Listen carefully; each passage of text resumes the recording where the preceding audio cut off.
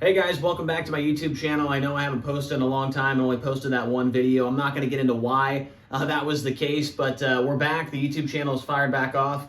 And what we're going to be doing is doing some season previews for the drivers that are racing with the High Limit Sprint Car Series in 2024. In no particular order, that is. And if you've seen this type of format before, you might recognize it. Where I actually got it from was the hockey guy here on YouTube. I watch a lot of YouTube. I watch a lot of hockey, and he gets some good stats and things like that. He uses the whiteboard like this, and I figured it could be used as well here in the racing scene as well. So we're going to give it a try and see what you guys think. So first driver we're talking about today is Spencer Bayston, driving for CJB Motorsports, and the car is crew chiefed by Barry Jackson. So going to take a look at some of these stats on the board here and then give you predictions of what I think he's going to do here in 2024 with the High Limit Racing Series. He's one of the few drivers that has switched over from the World of Outlaws to run High Limit in 2024. So we're going to look at the first thing here on this list, and 2021 was kind of the breakout season for Spencer Bayston. He ran with both the Outlaws and the All-Stars, mostly in that McGee Motorsports number 11 car. And between the two series, he ran 50 races. He made the feature 49 times, so only missed one main event, and had 4 wins. It was a breakout year for sure. He had 2 wins with the All-Stars. He had 2 wins as well with the Outlaws. He had 12 top 5 finishes and 23 top 10s, so almost half the time he was inside the top 10 that first year when he really kind of broke out in 2021. Now, before that, he did have some wins with the All-Stars, but to get 2 Outlaw wins and 2 All-Star wins in the same year is definitely a good year for him. So in 2022, he gets picked up by CJB Motorsports, right? That's his first full-time year, and they decide to go on the World of Outlaws trail. He is going to be a Rookie of the Year contender. So 2022, 69 starts. Nice. He made 67 actual A-main appearances, so only missed 2 features that year. 2 victories along the way. It was a really good freshman year for Spencer and the CJB team. I think they really kind of exceeded expectations of what most people had put up for him.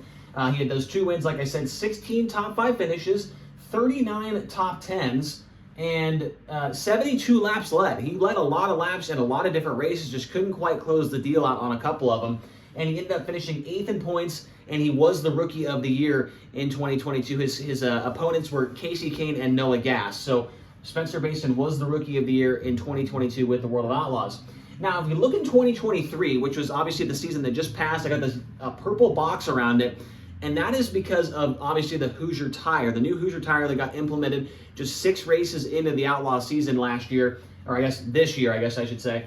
And so in 71 starts, he made 70 A-main appearances, right? So he did better in that stat category. He made more features. He only missed 1 instead of missing 2. But then on the wins column, he only had 1 win. And I put an asterisk next to it because that was the race that actually got shortened at I-55 when Corey Day hit the catch fence and tore it down, and the race had to be called off. So that was his 1 win, and it was a shortened race. I think it only went 21 laps instead of the original distance. 10 top 5 finishes, which was down 6 from 2022. He did have the same amount of top 10 finishes with 39, and then he only led 17 laps in 2023 as opposed to 72 the year prior. Still was able to finish 8th in points, however, so a couple of these numbers are down, but I do think that is going to be the case with a lot of these drivers that we're going to be talking about in these season previews. A lot of them just couldn't quite get that same speed out of the car with that new Hoosier tire that was implemented at the very beginning of the season. But what I will say that was different in 2023 compared to 2022, he was able to make the Knoxville Nationals for the very first time. So a lot of people, base their season if they can make the Knoxville Nationals, and it was a pretty successful year, and the number 5 car was able to do that. Some other stats going on here. In 2022, his plus-minus in the feature event. So did he go forward? Did he go backward in features? In 2022, he was minus 72 when it came to the feature events. But that might have been because of his qualifying average was 7.3. He was qualifying very, very well almost every single night. He made 31 dashes, 31 to 67 features. I mean, he was in the dash almost half the time that he was out there on the racetrack. He did appear in 9 B-mains or last chance showdowns. But then you compare that to 2023, his plus-minus was a completely different number. This time he was plus 52, but that was because his qualifying average had went down 4 positions to 11.05, and then he only made 20 dashes instead of 31, and then he made 3 more appearances in the last chance showdown. He made 12 B-main appearances throughout the 2023 season. So obviously this is good, but obviously it correlates a little bit more to this. He was able to really pass cars in the feature this year, and that was kind of something he mentioned in a lot of interviews, was they were struggling with the qualifying package on the car, but they could race really well. And that's something that, we saw in these numbers right here. Now, big wins in Spencer Bayston's career on this side of the board here. In 2021 was a huge moment for him. That was his first Outlaw win, and that was at the Brad Doty Classic at Attica Raceway Park. Other big wins, Bristol Motor Speedway in 2022, that great battle with Kyle Larson. He was able to hold him off and pick up the win. That might be the biggest win of his career there at Bristol. Also, he won the Lou Blaney Memorial at Sharon Speedway in 2021 against the All-Stars. He also has an Ohio Sprint Week win at Muskingum County back in 2017.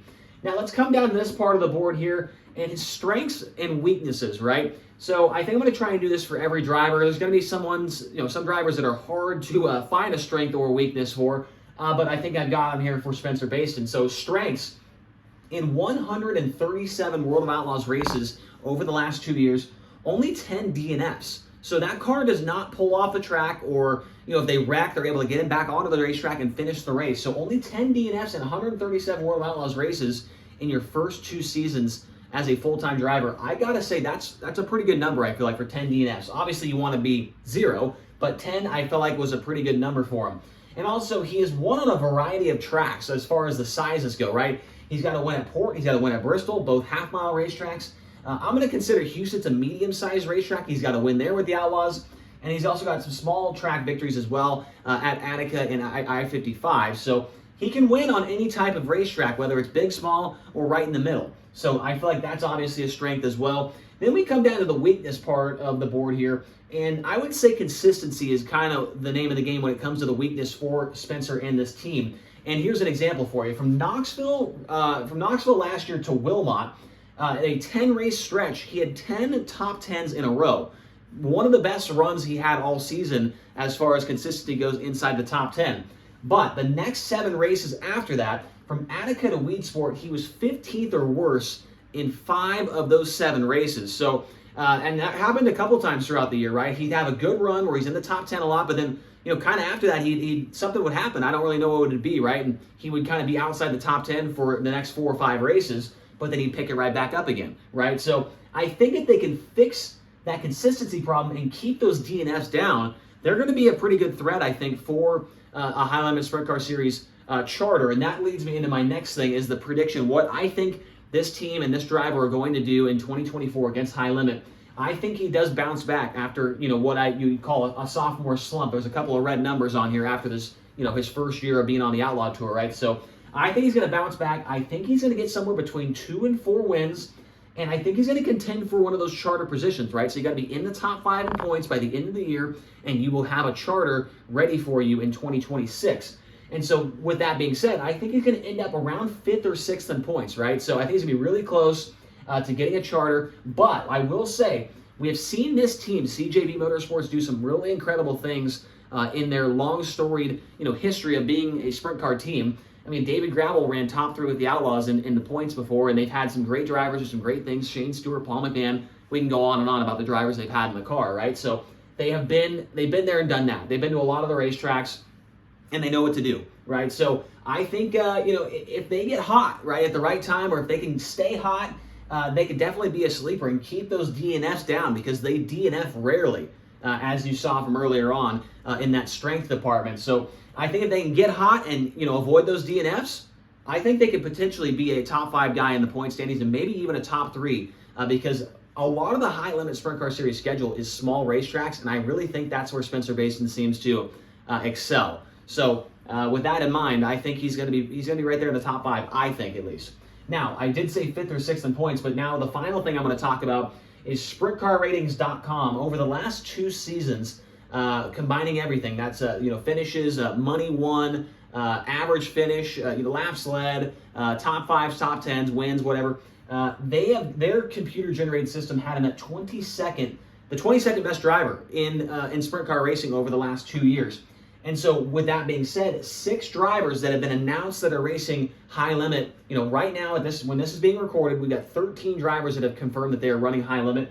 6 drivers in those 2 years are in front of him that are racing with high limits. So I guess what I should have said was he's 22nd overall over the last 2 years, but there's 6 drivers in front of him, 22nd or better, that are racing with high limit, according to SprintCarRatings.com, that maybe have been having better years over the last 2 seasons. So with that being said, that's all I've got for this Spencer Bayston preview for high limit racing. Let me know down in the comments section below, what do you think CJB Motorsports and Spencer Bayston will do? How many wins will they get? Where will they end up in points? Let me know down in the comment section below, and we will come back with another preview here later on this week.